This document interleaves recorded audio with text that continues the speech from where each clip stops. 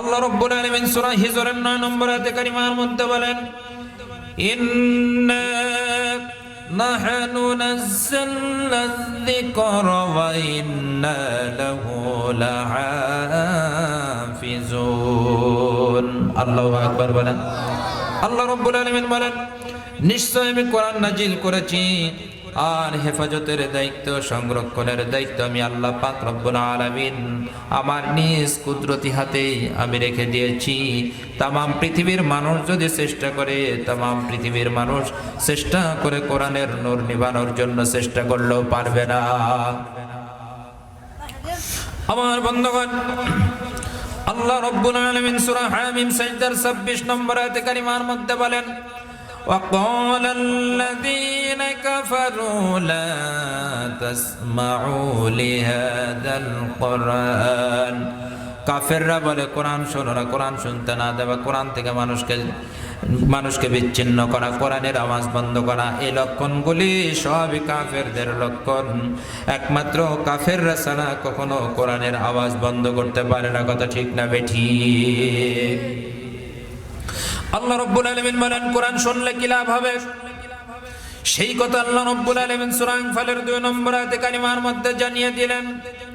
আল্লাহ রাব্বুল আলামিন বলেন, ইন্নামাল মুমিনুনা আল্লাযীনা ইযা যুকিরাল্লাহু ওয়াজিলাত কুলুবুহুম ওয়া ইযা তুলিয়াত আলাইহিম আয়াতুহু زادتهم إيمانا وعلى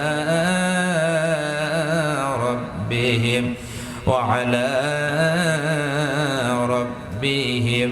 يتوكلون।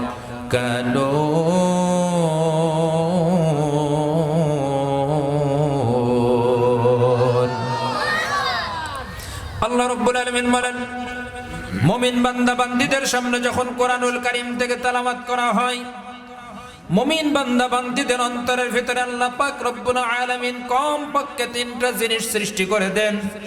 1 নম্বরে কোরআনুল কারীমের আলোচনা শোনার পর বনি ওদের শরীরের যতগুলি লোমকূপ থাকে, সমস্ত লোমকূপ, সমস্ত পশমগুলি সব খাড়া হয়ে যায়। আর 2 নম্বরে তাদের অন্তরের ভিতরে মহান আল্লাহ পাক রব্বুল আলামিনের ভয় ঢুকিয়ে দেন। আর 3 নম্বরে কোরআন শোনার পর ওরা অত্যন্ত শান্তি পেয়ে যায়। সুবহানাল্লাহ। এই কোরআনুল কারীমের এত বড় মর্যাদা, এত বড় সম্মান আল্লাহ পাক রব্বুল আলামিন দিয়েছেন। কোরআনের সাথে যারা দুশমনি করেছে, কোরআনের সাথে যারা গাদ্দারি করেছে, এই পৃথিবীতে তাদের পরিণতি ভালো হয়নি।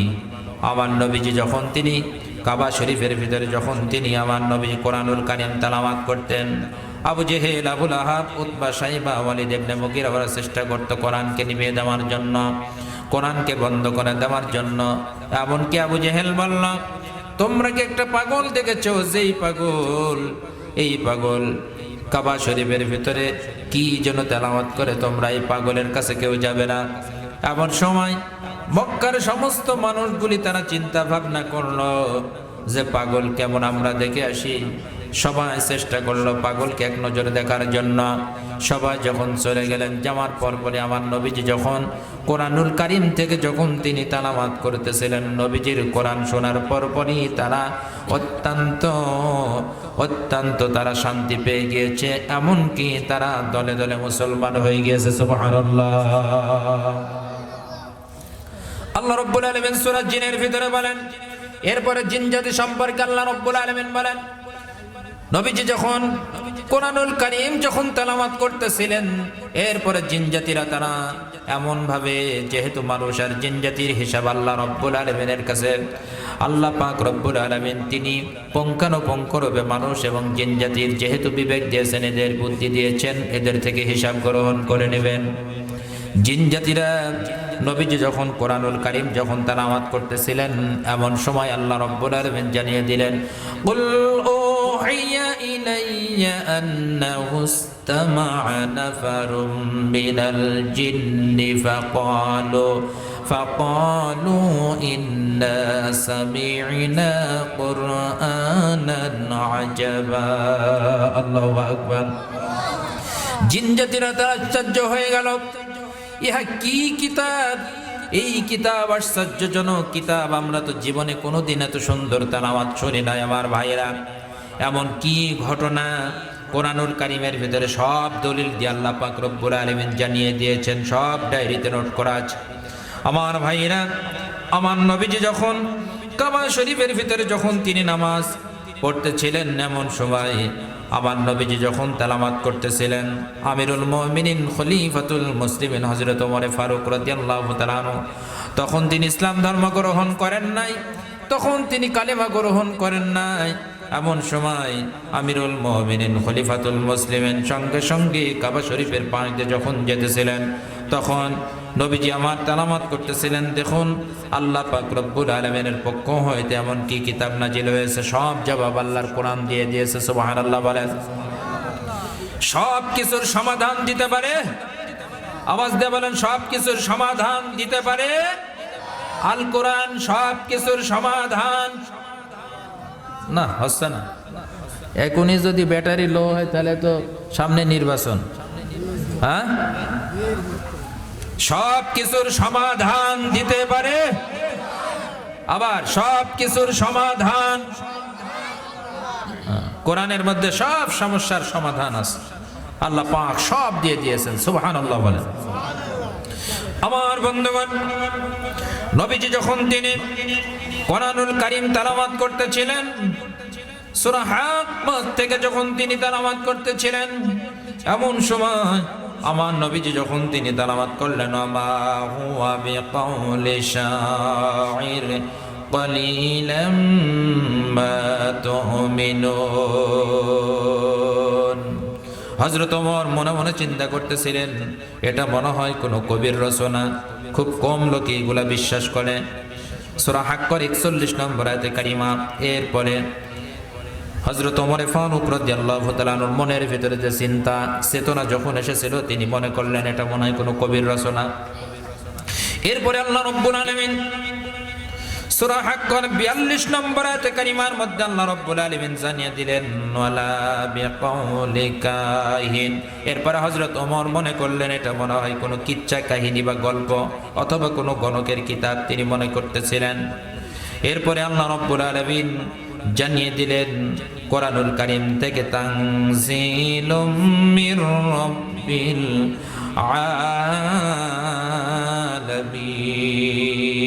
আলামিন। এটা আল্লাহ পাক রব্বুল আলামিনের পক্ষ হইতে নাজিলকৃত কিতাব। হযরত ওমরের সিদ্ধান্ত সব ভুল হয়ে গেল।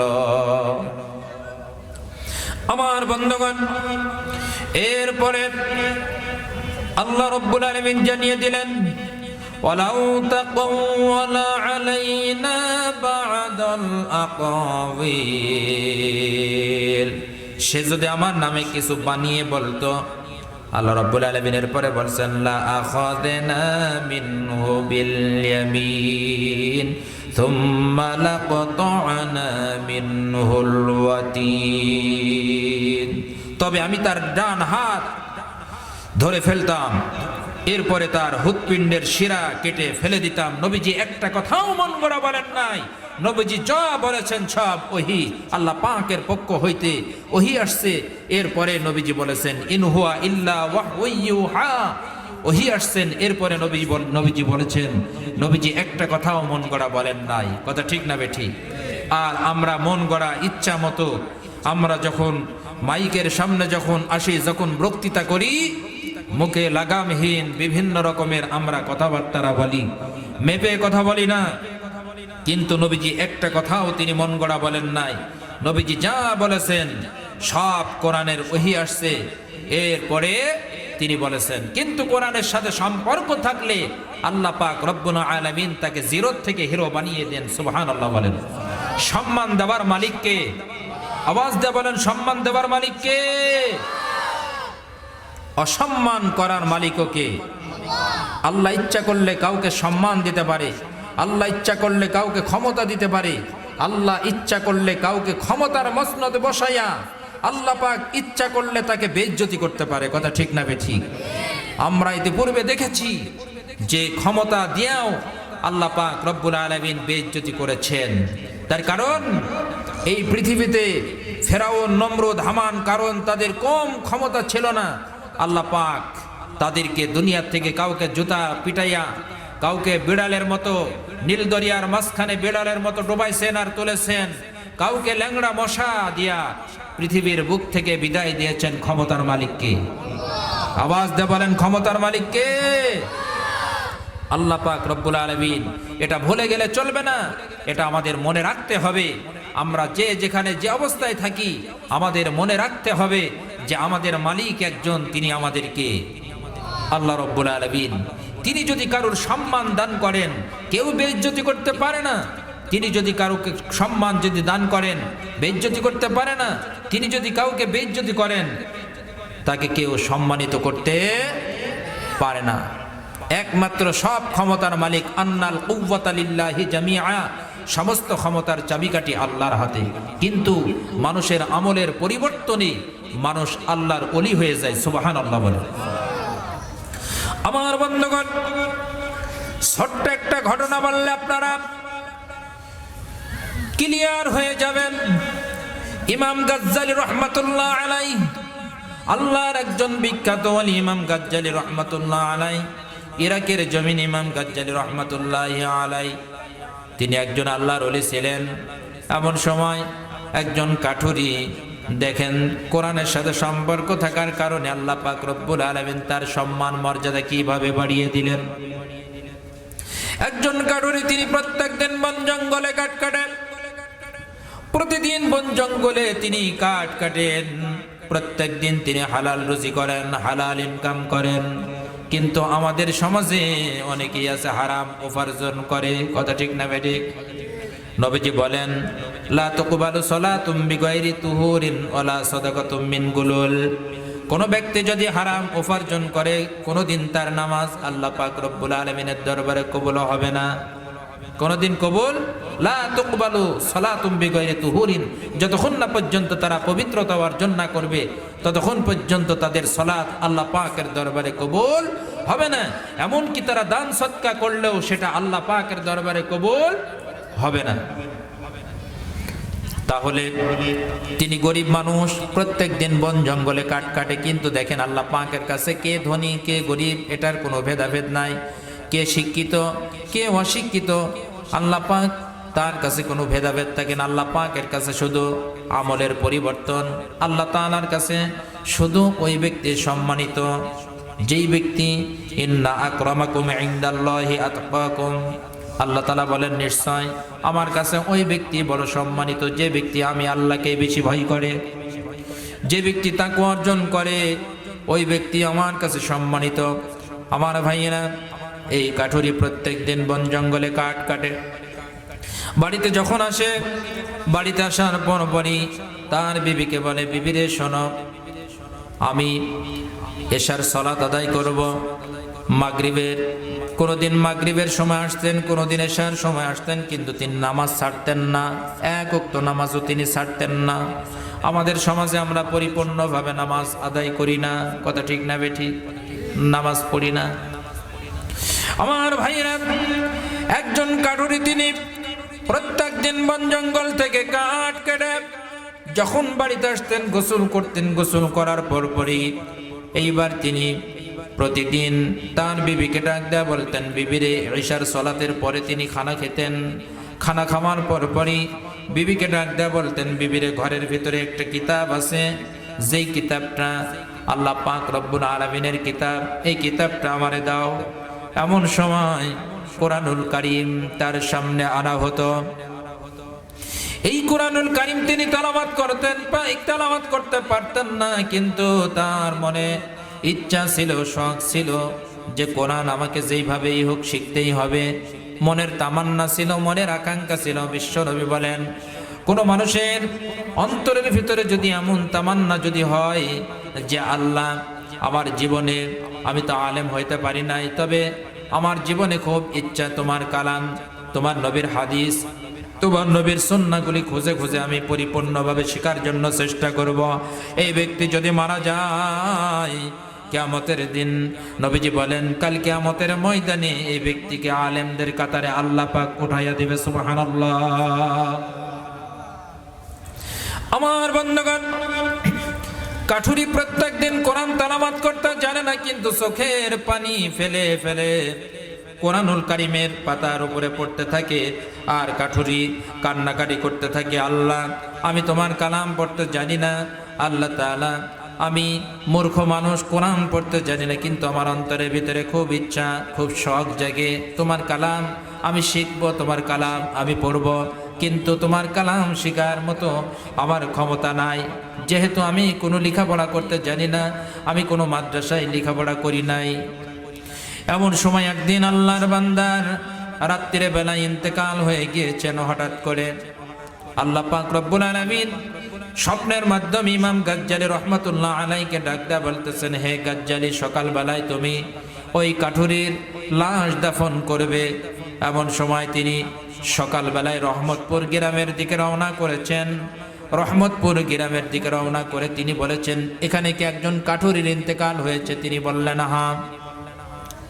কাঠুরির বাড়িতে গেলেন, যাওয়ার পর লক্ষ্য করে দেখলেন কাঠুরি একটি চৌকির উপরে তাকে রাখা হয়েছে, একটু উঁচু তক্তার উপরে রাখা হয়েছে। কাঠুরির লাশটা কে ধোয়াবে, কে দাফন করবে তেমন কোনো মানুষ ছিল না। এখন তো আলেম ওলামা অনেক বেশি, কিন্তু তৎকালীন সময় তেমন কোনো আলেম ছিল না, এত আলেম ছিল না। আমাদের বয়স যে পরিমাণ বয়স হয়েছে, তাতে আমাদের পূর্বে আমরা দেখেছি আমাদের গ্রামের প্রবীণ আলেম মরহুম মাওলানা তোফাজ্জল হোসেন, যেই টাইমে তিনি আলেম হয়েছিলেন তখন কিন্তু আমরা ছিলাম না। আমি পরে এসে তার সাথে অনেকদিন তার সোহবতে কাটিয়েছি। এখন তো আমাদের গ্রামে আমরা 2 জন মুফতি হয়েছি, এরপরে আরো অনেক হাফেজ হয়েছে, আলেম হয়েছে। আমার বন্ধুগণ, তৎকালীন সময়ে এই মিরপুর উপজেলার ভিতরে তেমন কোনো আলেম ছিল না।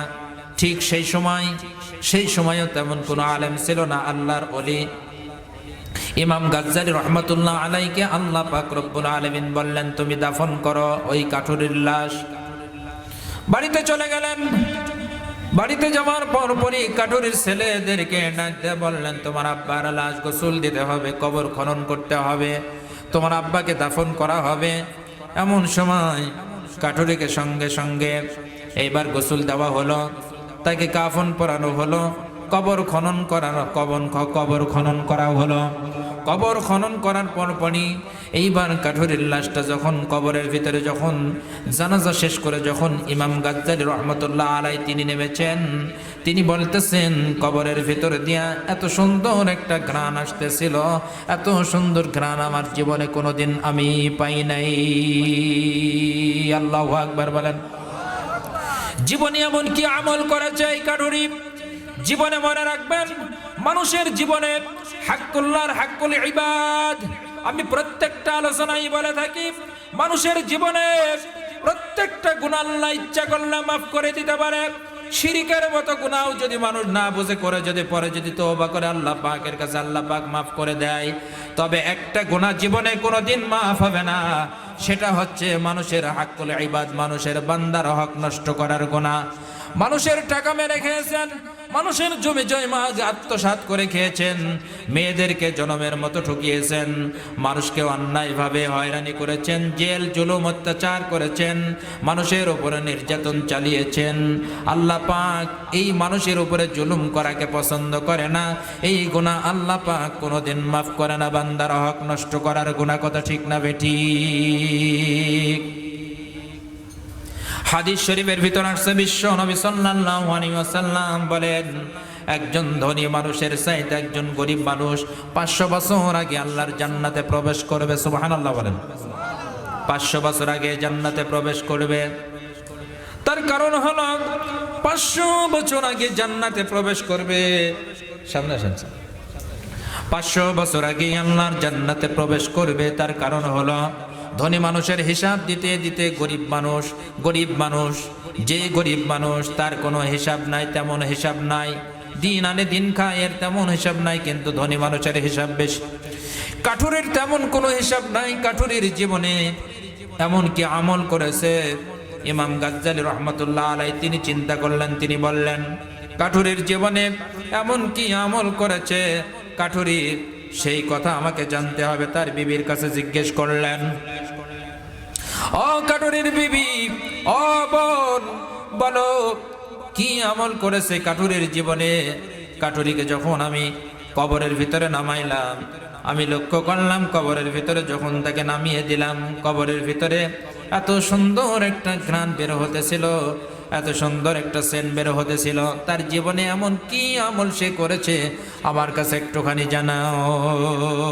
তিনি বললেন, আমার স্বামী জীবনে তেমন কোনো নেক আমল করে নাই, তবে আমার স্বামীর জীবনে একটা ভালো কাজ তিনি করতেন। আমার স্বামী প্রত্যেক দিন সারাদিন বন জঙ্গলে কাঠ কাটত।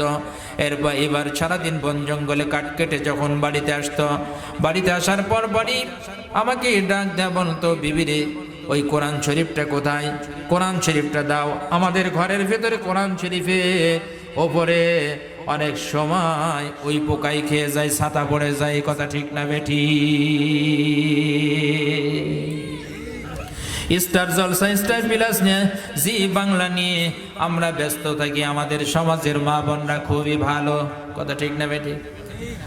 পূর্ব পাড়ার মা বোনরা খুবই ভালো। আমার মারা হচ্ছে, মায়ের সম্মান বেশি না কম? মা বোনদের সম্পর্কেও কথা হবে। মায়ের পায়ের নিচে আল্লাহর জান্নাত, সুবহানাল্লাহ।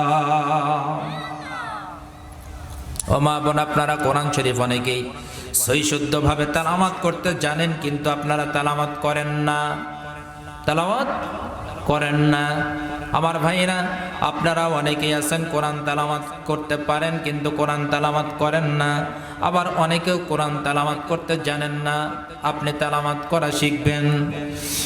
এই কোরআনুল কারীমের ওসিলায় আল্লাহ পাক রব্বুল আলামিন, তার বিবি বলছে আমার স্বামী কোরআন তেলাওয়াত করতে পারতো না, তারপরও প্রত্যেক দিন কোরআনুল কারীমের পাতাগুলি যখন তিনি বের করতেন, আঙ্গুল বোলাতে এনার চোখের পানি ফেলে ফেলে কাঁদতেন, আল্লাহ তোমার জাহান্নাম বড় কঠিন, তোমার জাহান্নাম বড় কঠিন, জাহান্নামের কঠিন আযাব হবে, পরকালীন জীবনে কঠিন আযাব হবে, কবরে কঠিন আযাব হবে, আমি সহ্য করতে পারবো না। আল্লাহ তোমার এই কোরআনের ওসিলায় তুমি আবার কবরের আযাব মাফ করে দিও। আমার আল্লাহ পাক রব্বুল আলামিন কাঠুরের দোয়া কেমন ভাবে মঞ্জুর করে নিয়েছেন। আল্লাহ রব্বুল আলামিন তার কবরের আযাব মাফ করে দিয়েছেন, সুবহানাল্লাহ।